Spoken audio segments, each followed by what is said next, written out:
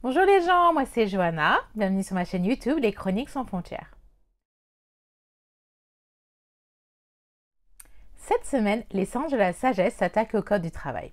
Une ex-employée de la Caisse régionale de la sécurité sociale dans les mines dans le Nord a cumulé en 12 ans plus de 1000 contrats. Alors ces contrats c'était des CDD, donc c'était des renouvellements en continu. Donc si vous souhaitez avoir un peu plus d'informations à ce sujet, je vous conseille de cliquer tout en bas de ma vidéo. Et dans le déroulé, vous allez avoir la liste de l'article dans le Figaro qui explique très bien cette situation, la précarité de la personne, toutes ces formations qu'elle a faites afin de pouvoir évoluer. Et qu'il y avait des postes qui étaient proposés et qu'elle postulait mais qu'elle n'avait pas. Et qu'on a quand même maintenu son CDD pendant 12 ans. Donc là, elle a fait un recours auprès de la justice au prud'homme. Donc elle attaque la caisse régionale. Afin d'obtenir des réparations pendant ces 12 années de cumul de CDD.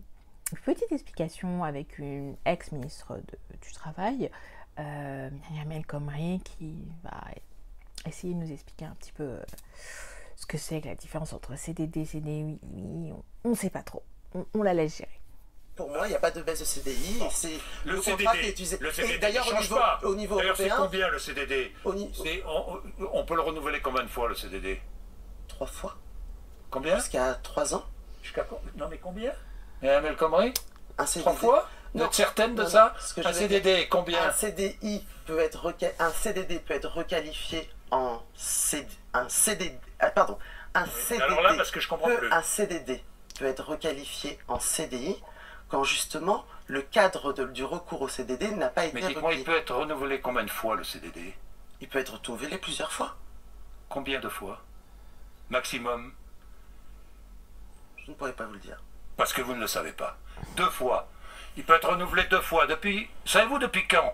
Depuis le mois d'août dernier, qui est une mesure gouvernementale de votre gouvernement. C'est possible. Myriam El Khomri. Oui. Bon, ben je vous le dis. Franchement. J'ai dit 3 fois et j'ai bien senti. Heure supplémentaire. C'est pas très clair. Je peux comprendre. Avec elle, j'ai pas compris grand-chose. Ayant moi-même dû faire face à des recherches d'emploi et postuler à des offres en CDD, en CDI, en intérim, et ayant un peu surfé sur ces 3 types de contrats de travail, je me connais un petit peu à ce sujet et ça m'a vraiment marqué à l'époque de savoir qu'une personne qui est censée être ministre du Travail et gouverner en fait ce pays et proposer des lois sur le travail, ça n'avait rien du tout.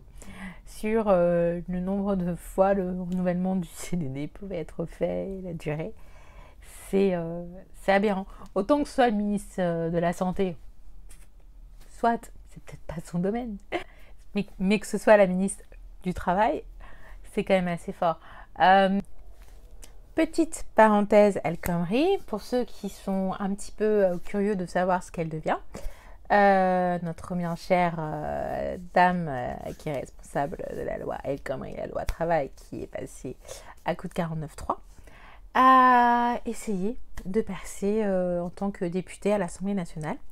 Donc elle s'est présentée sous l'étiquette PS et a rajouté une petite phrase majorité présidentielle, comme le candidat en face LR du deuxième tour, qui était aussi majorité en marche. Du coup, la pauvre petite, elle a perdu. Et maintenant, elle va devoir chercher du travail. On lui souhaite bon courage. Je ferme la parenthèse El Khomri. Le contrat de travail à durée indéterminée, en fait, c'est la forme classique du travail qu'on peut trouver dans tous les postes. Il existe toutefois, pour des cas assez précis, des dérogations qu'on peut appliquer, telles que le CDD. Je parlerai un peu plus tard dans l'intérim. Et donc le CDD, c'est censé être temporaire et pour un motif bien précis. Et que si jamais on détourne cette règle de contrat, le CDD doit se transformer en CDI. Donc on peut faire appel au CDD pour divers cas. Donc tu as le cas d'un remplacement, donc un arrêt maladie et autres, vacances. Par contre, C'est particulier quand il s'agit des remplacements en tant que grève. Là, c'est pas la convention traditionnelle qui peut être mise en place parce que un salarié ne peut remplacer plusieurs salariés. Donc, il faut faire un poste par poste. Lorsqu'il y a un accroissement temporaire de l'activité de l'entreprise, donc l'entreprise qui a besoin de renfort parce qu'elle a reçu des grosses commandes, donc on peut aussi faire appel à un CDD. Il y a aussi l'emploi à caractère saisonnier. Ils sont tous limités dans le renouvellement et dans la durée maximale autorisée. Par contre, il y a quelques cas particuliers. Donc, c'est souvent pour les métiers professionnels tels que les joueurs de foot ou les personnes qui sont proches de la retraite. On appelle les CDD seniors ou les CDD des joueurs professionnels. Pas des CDD des joueurs de foot parce qu'il n'y a pas que les joueurs de foot, il y a aussi les joueurs de basket et autres qui ont des contrats à la saison. Et il y a aussi les CDD projets en fait.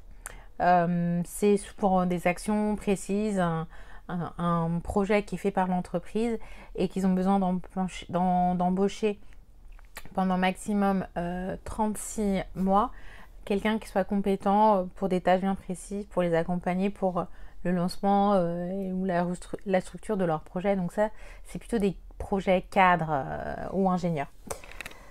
Donc on trouve des caractéristiques à l'intérim qui sont les mêmes que le CDD.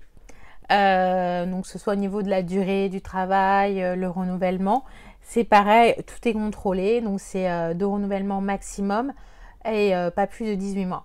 Sinon, ils sont obligés de proposer un CDI. Voilà, parce qu'on ne peut pas parler du CDD, du CDI sans parler de l'intérim, parce que la différence majeure entre l'intérim et le CDD, c'est qu'on n'est pas embauché directement par l'entreprise dans laquelle on travaille. On fait appel à une agence qui a pour objectif de faire des mises en relation.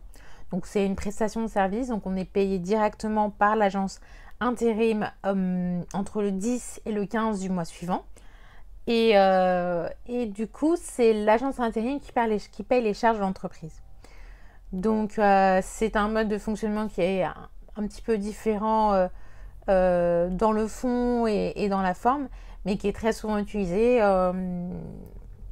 dans des secteurs d'activité où ils ont besoin d'une réponse très rapide et que les agences d'intérim ont déjà une panel assez complet de portfolio de candidats qui peuvent les placer très rapidement quand il y a besoin de remplacer quelqu'un en pied levé, et que c'est aussi une possibilité pour l'entreprise d'avoir quelqu'un qui s'occupe de toutes les démarches et de recrutement, et qui peut se concentrer vraiment sur la phase recrutement finale et la validation des candidats.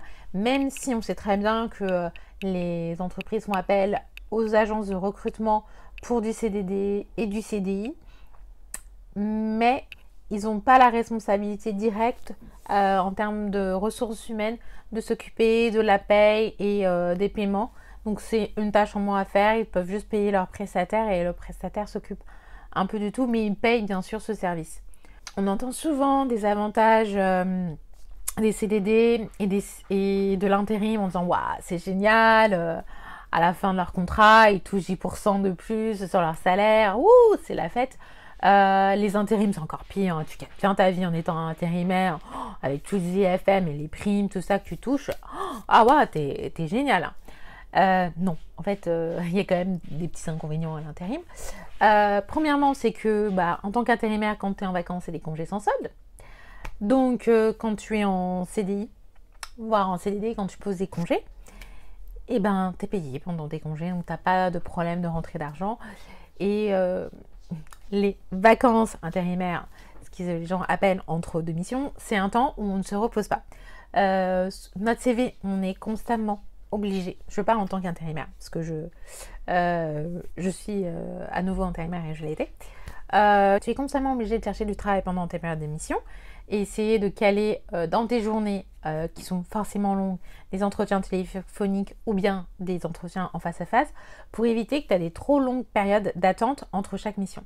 Donc nos CV, on est obligé de les faire régulièrement. Pourquoi nos CV? Parce que souvent on est polyvalent, on doit toucher à plusieurs secteurs et on fait un CV qui rentre pour telle et telle catégorie de postes.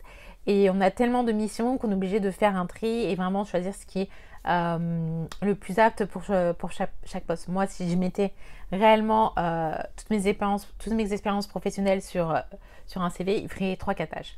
Donc, il y a ce petit inconvénient. L'autre inconvénient, c'est tout ce qui est problème du quotidien ou toutes les envies du quotidien. Ah tiens, je voudrais changer d'appartement, c'est plus compliqué. Il y a des agences d'intérim qui facilitent justement ces changements, mais ce sont des grosses agences d'intérim. Il faut avoir cumulé un certain nombre d'heures chez eux avant de profiter justement de ces avantages. C'est plus compliqué donc pour l'accès au logement si on souhaite acheter. Voilà, parce qu'on n'a pas de revenu fixe, donc c'est plus compliqué par rapport à un CDI.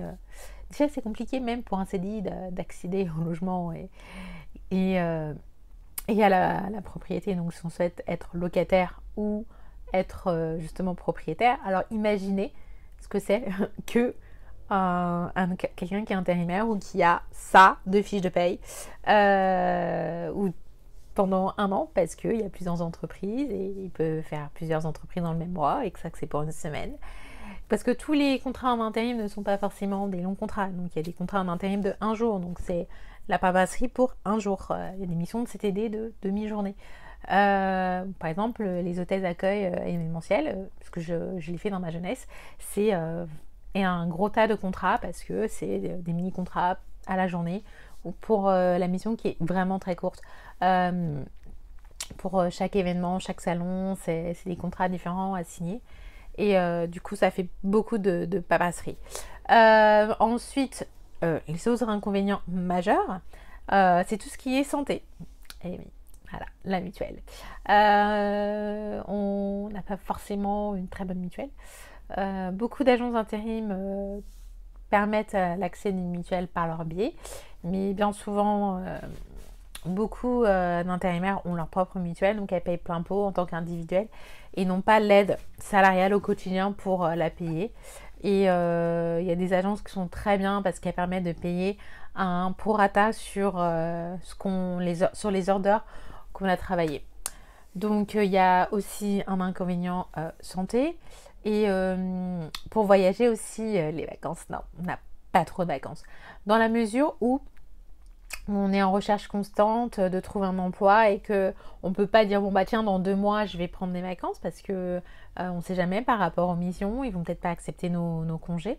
Moi c'est un défi au quotidien parce que je pars en septembre en voyage. Donc du coup faut que je trouve des entreprises qui acceptent que je pars pendant un certain temps ou qu'ils arrêtent mon contrat juste avant et qu'ils reprennent quelqu'un d'autre.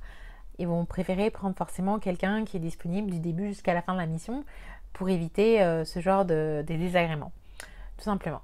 Donc il y a aussi le problème de pouvoir se projeter facilement. Et puis quand on a une famille avec des enfants, quand on veut s'organiser avec les activités, les sorties des enfants, c'est beaucoup plus compliqué parce qu'on a des horaires qui varient tout le temps.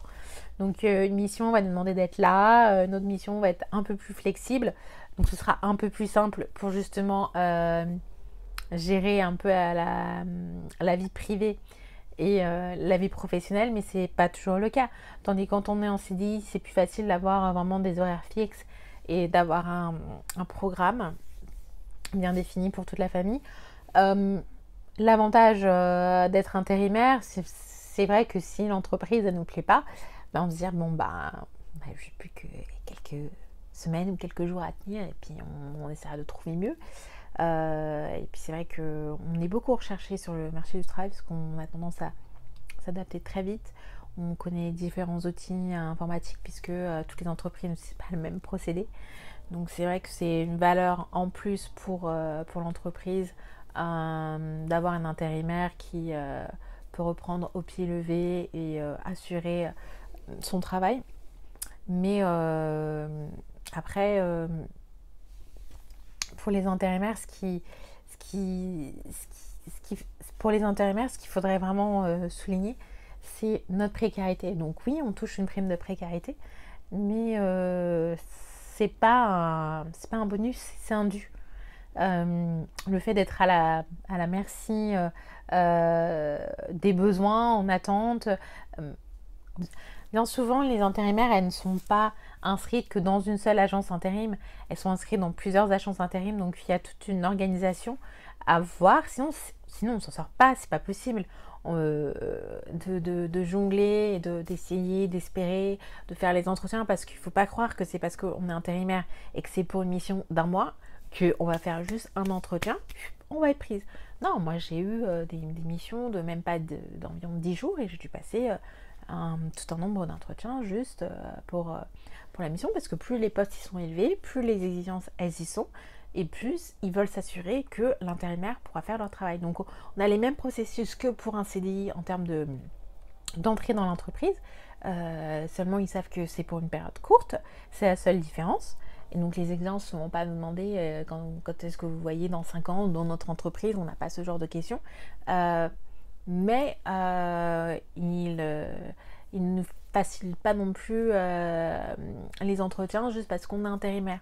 Je pense que c'est plutôt le contraire. J'ai eu des entretiens très difficiles pour des remplacements parce qu'il fallait que quelqu'un puisse reprendre la main rapidement et gérer du jour au lendemain avec très très peu de formation et très peu de soutien de la part des autres collaborateurs, parce qu'ils étaient en période de rush et qu'ils avaient vraiment besoin d'une aide supplémentaire. Ce que les gens oublient, c'est aussi quand on est dans une entreprise, qu'on n'est pas en CDD ou en CDI, il y a certaines choses où on n'est pas forcément invité. Après, ça dépend les cadres, mais voilà, quand on est intérimaire, on n'est pas les premiers de la liste à partir en séminaire, même si on est là sur une longue période. Donc il y a certaines activités qu'on ne fait pas forcément.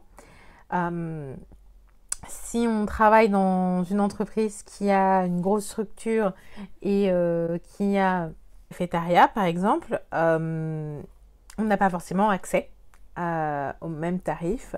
On paye des frais en tant qu'externe, et on paye des frais en tant qu'externe que ceux qui sont en CDI ne payent pas, ou par exemple on doit avancer l'argent tandis que les autres c'est prélevé sur leur salaire, etc. Donc c'est des façons différentes d'avoir accès à des services dans l'entreprise, et c'est juste un peu les côtés négatifs, parce que certains sont là que de passage. Donc ça c'était un peu sur ce qu'on ne dit pas, ce que les médias ne disent pas. On n'entend pas parler des abus, des renouvellements. Par exemple, pour garder quelqu'un qui est au même poste pendant très longtemps, avec différents renouvellements et différents avenants, les techniques qui sont souvent utilisées, c'est qu'on va juste changer une ligne ou deux. On va dire que sa mission, c'est de faire des traitements de texte. Et puis après, on va changer, on va dire classement, alors que la personne sera exactement au même poste. Voilà, c'est mon chat.